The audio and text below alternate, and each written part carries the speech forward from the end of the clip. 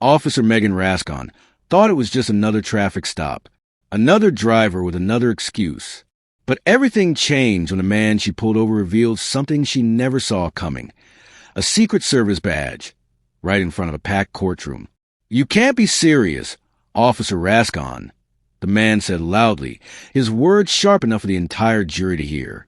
Megan smirked, shaking her head like this was nothing new.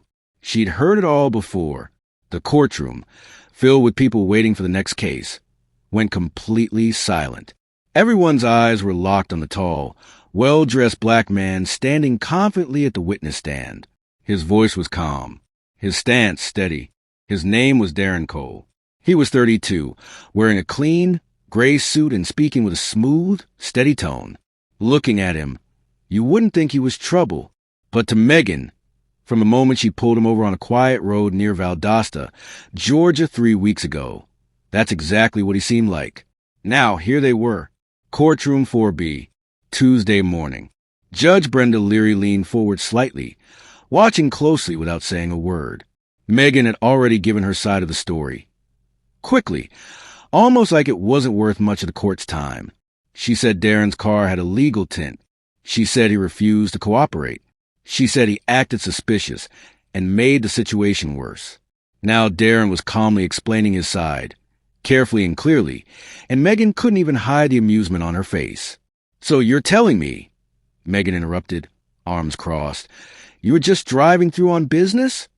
Her tone made it sound like a joke. The courtroom chuckled. Someone in the back coughed, trying to cover a laugh. But Darren didn't flinch. He waited for silence. "I was working," Darren said. "Federal business. I was part of an ongoing cybercrime investigation." Megan opened her mouth, maybe to argue, but Darren smoothly reached inside his suit jacket. For a brief second, Megan stepped back. Everyone noticed. From an inside pocket, he pulled out a slim leather badge holder. Quietly, without any show, he flipped it open and held it up for the judge to see. "United States Secret Service. Cyber Fraud Task Force," he said. "Badge number 4291837. The silence in the room broke into whispers. The court officer near the judge shifted in his seat. People turned to look at Megan. Her smirk disappeared. Her face went stiff. She didn't say a word. Judge Leary motioned to the bailiff, who walked over, checked the badge, and gave a small nod to the judge. A long moment passed. Then the judge leaned forward and asked, "Miss Raskin, would you like to respond?" Megan blinked. She parted her lips to speak, but no words came out. "I wasn't allowed to reveal my identity during the stop," Darren said, his voice steady. "That's standard when working undercover. But what I can tell you now, under oath, is that I was tracking suspicious money transfers connected to South Georgia." Someone in the jury gasped softly. "I was ordered to stay in the area and observe," he continued. "I was driving a plain rental car with factory tint. Within 5 minutes of parking across from a strip mall, I was approached and questioned without explanation. She asked me where I was from, why I was in that neighborhood, and why I had out-of-state plates. She didn't even run my ID until after she searched my car." He paused, looking first at the jury, then at the judge. "I told her I was working," he said. She laughed. All eyes returned to Megan. She was standing straighter now, silent, shifting her gaze between the judge and the prosecutor. The prosecutor, Charles Givens, a middle-aged man, looked like he'd just been told something he wasn't ready to hear. He leaned toward his microphone. "Your Honor, may we request a short recess before moving forward?" But Judge Leary didn't answer right away. She was still watching Darren, maybe still trying to take in what just happened. In that moment, in front of everyone, the mood in the courtroom completely shifted. What had started as just another routine hearing had now turned into something no one saw coming. But what really happened that day on the side of the road? Before the badge, before the silence, before anyone in that courtroom even knew Darren's name, he remembered every detail. It was just after 5 p.m. when Darren exited onto State Route 75 near Hira, a small town most people only see in their rearview mirror. The sun was still high, casting long shadows over a quiet parking lot outside a gas station and a dollar store.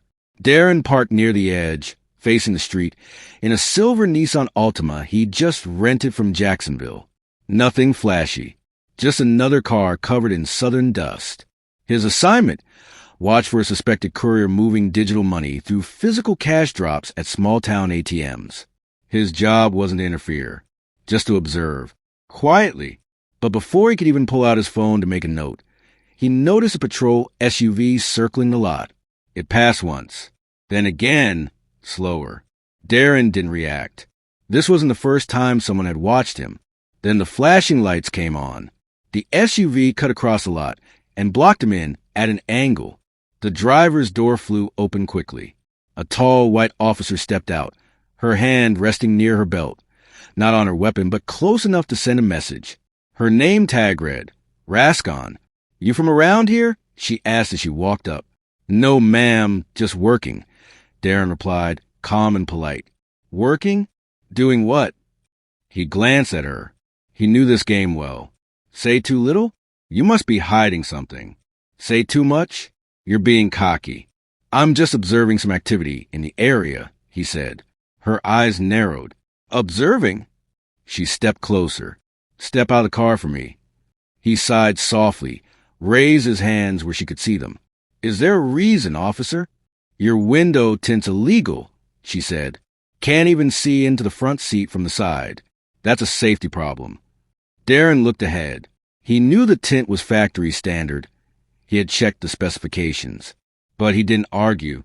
She asked for his license and registration. Then she asked whose car it was. Then why a Florida man was sitting in a Georgia parking lot. Then if he was lost. After 5 minutes, she asked if she could search the car.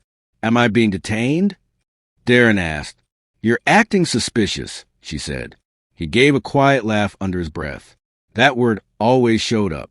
Ma'am, I prefer not to have my vehicle searched without cause. She stepped back and spoke into her radio. Within minutes, 2 more squad cars arrived. They patted him down and emptied his pockets, phone, wallet, pen, and a crumpled gas station receipt from Lake City. One officer held up the receipt like it was a clue. You military? A young officer asked. No. You law enforcement? I didn't say that. You got a badge? Darren looked at him. I'm not required to answer that. Officer Megan Raskin didn't like that. She started circling his car, like she was waiting for something to jump out. She leaned her head into the open window. No drugs. No weapons. No smell, she mumbled. But something's off here. Darren stayed still, hands where she could see them, sweat building at the back of his neck. He didn't move when she popped the trunk without asking. He just kept watching, knowing that one wrong word, one wrong move, could send everything spinning out of control. After 20 minutes, they gave up. No ticket, no apology, not even a polite have a nice day. Keep your nose clean, Raskin said, tossing his wallet back. And maybe don't hang around places where you don't belong. Darren said nothing. He just took his wallet, got back in his car, and drove away without a word. That night, he filed an internal report, not through regular channels, but through the special contact line for federal agents facing local interference. He hadn't planned to push it further. His job wasn't to stir things up. But 2 weeks later, when a court summons showed up, Megan had filed a formal charge against him, claiming he refused to cooperate and violated vehicle codes. He knew this had become personal. She was trying to flip the story, trying to make it look like he was the problem. But she had no idea who she was dealing with, or how many people had seen what really happened that day. Darren Cole didn't look like the kind of man who blended in, but that's exactly why he was good at his job. At 6'2", with sharp features and a voice that carried without shouting, he could own a room if he wanted to, but most of the time, he made sure people didn't notice him at all. That's the first thing they teach you at the Federal Law Enforcement Training Center in Glencoe. Presence is a tool, not a spotlight. Darren had spent the past 8 years in the Secret Service's Cyber Fraud Task Force, mostly working out of the Tampa office. His job wasn't guarding presidents or chasing counterfeiters. His specialty was digital footprints, cryptocurrency, money laundering networks, and the dark web's booming fraud markets where stolen data was traded like treasure. He didn't fit the Hollywood image of the Secret Service. No dark glasses, no whispered codes in his earpiece. Most days he was in jeans, sitting in a beige minivan outside a beat-up strip mall, waiting for people who thought they couldn't be traced. His mission that week in Georgia was simple: watch a suspected courier named Anton Levesque. Levesque had been flagged for making suspicious ATM drops tied to a major laundering operation stretching from Miami to Birmingham. The goal wasn't to make arrests or scare anyone off, just to quietly track who was moving where and when. Darren had only been in Valdosta for 2 days when Officer Raskin pulled him over. That traffic stop didn't just mess up his operation. It crossed a line.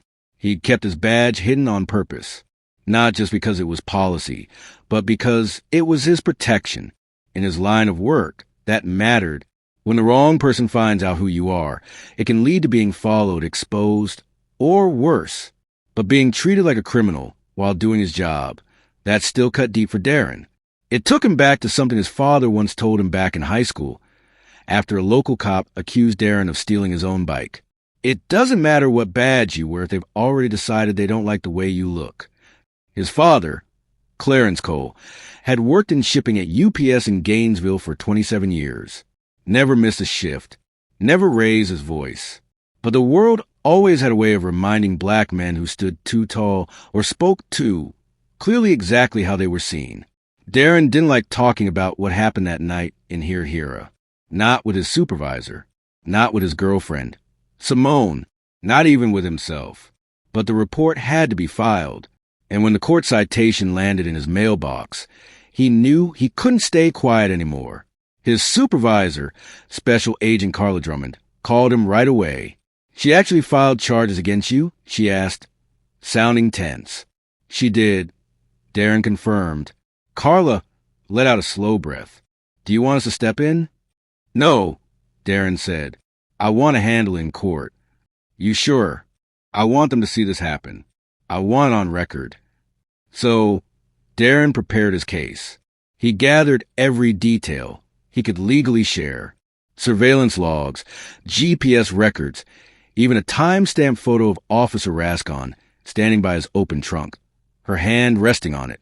His badge would stay put unless he absolutely needed to use it, and only after she had already tried to twist the story. He wasn't after revenge. He wasn't chasing attention. He just wanted the truth to land where it belonged. And when that moment came, when her laughter echoed in the courtroom and her smirk stretched across her face, Darren didn't get angry. He simply opened his badge holder, because that's something else they teach you early in the service. When you have the truth, you don't need to raise your voice to be heard. But Darren wasn't the only one ready to speak. Others had seen what happened that day, and they were about to step forward. The court reconvened 20 minutes later. Judge Leary's face gave away nothing. Prosecutor Charles Givens returned, flipping through pages of fresh notes faster than usual, his steady rhythm broken. For the first time that morning, Megan Raskin looked uneasy. Darren sat quietly at the witness stand, hands folded. His badge had already been verified by the bailiff and entered into the court record. No speeches, no drama, just facts. "Mr. Cole," the judge began, "you've confirmed your identity and provided proof of your employment with the United States Secret Service. Is that correct?" "Yes, Your Honor." "And you were conducting federal surveillance in Lowndes County at the time of the incident?" "I was." She paused. "Why didn't you identify yourself as an agent during the stop?" "Because I wasn't required to," Darren explained. "And doing so would have put an open investigation at risk." He continued, "We are instructed not to reveal credentials unless absolutely necessary for safety or legal reasons." The judge nodded, then turned to Officer Raskin. "Officer," she said carefully, "were you aware that the man you cited was a federal agent?" Megan shifted. "No, ma'am." "Did he give you any indication that he was law enforcement?" "He was evasive," Megan said quickly. "He was vague. He didn't cooperate." Darren spoke calmly. "I provided my license. I followed her instructions. I just didn't consent to a search without a warrant." Megan's jaw tightened like she was holding something back. Prosecutor Givens cleared his throat. "Your Honor, we'd like permission to question the witness in more detail about the events of that day." The judge agreed. Darren walked the court through everything. The patrol SUV circling twice. The aggressive stop. The backup units. The warrantless search. How he chose not to answer some questions. How Megan leaned into his car and muttered to herself. How she ended the stop with words that stuck. Don't hang around places where you don't belong. The words hit hard. From the back row, a woman in a dark green blouse raised her hand. She was called forward. Her name was Carla McKinney. She worked at the family-run nail salon across from the gas station. She remembered that day clearly. I saw the whole thing, she said. I was standing at the window with my co-worker. We saw him parked there, just sitting, not doing anything. Then the cops showed up fast, like something bad had already happened. Did you see any aggressive behavior from Mr. Cole? The prosecutor asked. No, she said firmly. He never even raised his voice. She was the one walking around his car, like she was desperate to find something wrong. Next, a man stepped forward. Tim Sorensen, the manager of the nearby barbecue shop. She didn't recognize him, he said, so she treated him like he was a problem. I've seen that before. Objection. Megan's attorney shouted, but the moment stayed with everyone in the room. Piece by piece, Megan's story came apart. Not because Darren accused her of anything wild, but because the facts stood on their own, because other people were willing to back him up. Her smirk never returned. She looked smaller now, not in size, but in presence, somehow quieter. Gibbons turned to her and asked, Did you tell Mr. Cole he was somewhere he didn't belong? Megan's reply was stiff. I don't remember saying that. Darren didn't even blink. You said it, he answered calmly. There was a pause. Then the judge turned to Megan again. Officer Raskin, do you still stand by the citation you filed? Megan hesitated. Her lawyer whispered something to her, but it was too late. Everyone in the room was watching. The jury, the court clerk, the public benches filled with local people who had seen her name in the papers more than once. Finally, she answered, No, Your Honor, I withdraw it. But by then, the damage was done, and what happened next was no longer in her control. 2 weeks later, the investigation into Officer Raskin became public.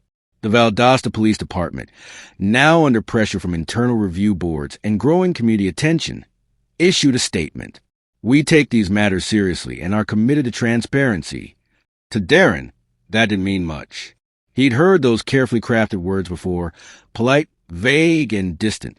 But this time, something felt different. People were talking, not in hashtags or headlines, but in barbershops, break rooms, waiting areas. Not just about Darren, but about how often people got profiled, how often silence wins.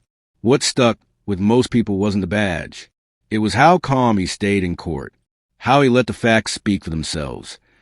Even when everything around him was set up to twist him, he hadn't shouted. He hadn't thrown accusations. He simply told the truth and let it land where it needed to. And the truth did what it always does. It made people uncomfortable. That week, Darren got a message from a man who had come forward after the hearing.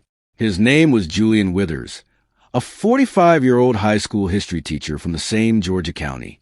I never filed a complaint, Julian said when they met for coffee one morning in Tifton. Didn't think anyone would listen. But when I saw your face on the news, I thought maybe now they have to. They talked for over an hour.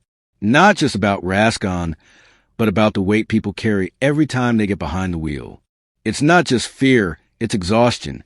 The constant need to prove you belong, to prove you're not a threat, to prove you're not doing something wrong. Darren mostly listened. That's what he did best. Read people, hear what they weren't saying out loud. Julian wasn't just thanking him. He was handing him something heavier. Hope, wrapped in years of frustration. A few days later, Darren got another message, this time from a woman named Rhonda Bailey, who worked part-time in the city clerk's office and had transcribed court sessions for over 15 years. I was there that day, she wrote. When you pulled out that badge, something in the room changed. You didn't shout. You didn't even blink. But we all felt it. She ended her note with words that stuck. Sometimes you don't need to fight back. You just need to stand still long enough for the truth to catch up. By the end of the month, Officer Raskin had quietly resigned. No press conference. No public apology. Just an internal memo leaked through back channels confirming her departure. The department claimed her resignation was unrelated to any ongoing issues. But nobody really believed that. Darren never gloated. He didn't need to. When asked later if he thought justice had been served, he said, "Not fully, but it's a start." In the quiet weeks that followed, Darren went back to his cases. More fraud rings, more surveillance, more watching. But something had shifted, not in how he did his job, but in how people looked at him when he entered a room. He was still the same agent, the same calm voice, the same man who didn't flinch. But now, people listened, and that mattered, because when systems are slow to change, sometimes it's not noise that pushes them, it's clarity. It's refusing to accept a lie. It's standing still and waiting for the right moment to speak, with precision. And somewhere, someone else was about to be pulled over, questioned, doubted, maybe even charged. But maybe this time, they would remember Darren Cole and realize they didn't have to shrink just because the world tried to make them smaller. A month later, Darren stood outside a federal office building in Tampa, watching the city lights flicker under the heavy Florida dusk. He wasn't working a case that night. No stakeouts, no targets, just thinking. In his right hand, he held a thin envelope, postmarked from Tennessee. It was from a young man named Andrew Morales, who had read about Darren's story online. The letter was handwritten, a little shaky in places. "I used to think people like me would never be taken seriously. But when I saw your story, I realized maybe it's not about shouting louder. It's about knowing you deserve to be heard in the first place." Darren folded the letter slowly and slipped it back into the envelope. There had been other messages, notes from fathers, sons, grandmothers, from people who had been stopped, questioned, ignored, people with stories they had never told. Until now, what connected them wasn't anger. It was the quiet strength of those who had learned how to carry themselves through judgment, through stares, through silence. Somehow, Darren had given that strength a voice. He never asked for the spotlight. He never wanted to be a headline. But the moment Megan Raskin smirked in that courtroom and laughed at the idea that Darren could possibly be telling the truth, something cracked open. She didn't laugh because he was wrong. She laughed because she thought the system would protect her, that the courtroom, just like the street, would tilt in her favor. But it didn't. Not this time.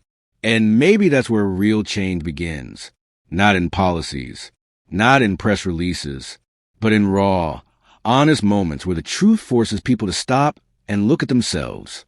People will forget Megan Raskin's name. They'll forget the courtroom layout, the transcripts, the small details. But they won't forget Darren Cole. Not because he was loud. Not because he exposed some big scandal. But because he did something rare. He told the truth and waited. The lesson? You don't need a title to deserve respect. You don't need a uniform to be believed. And no one has a right to laugh at your truth just because they think they already know your story. There are thousands of people like Darren, quiet professionals, people just trying to do their jobs, to carry their names with pride, to live without fear of being misunderstood. They deserve more than tolerance. They deserve recognition, dignity, and space. So the next time someone assumes, interrupts, or judges, pause. Think about Darren Cole. Think about how quickly things can flip. And think about who really gets exposed when the facts come to light. Because the truth always finds its way, whether people are ready for it or not. ETSI said histoire with fate resenter quelques chose, de la cholera, de la surprise, du respect, peut-être même de l'espoir, and il la laisse pas erreur ICI. Share it. Talk about it. Question what needs to be questioned. And if you want to hear more real stories that challenge what we think we know, subscribe. Stay with us. Because the world changes one truth at a time, and your voice matters in that change.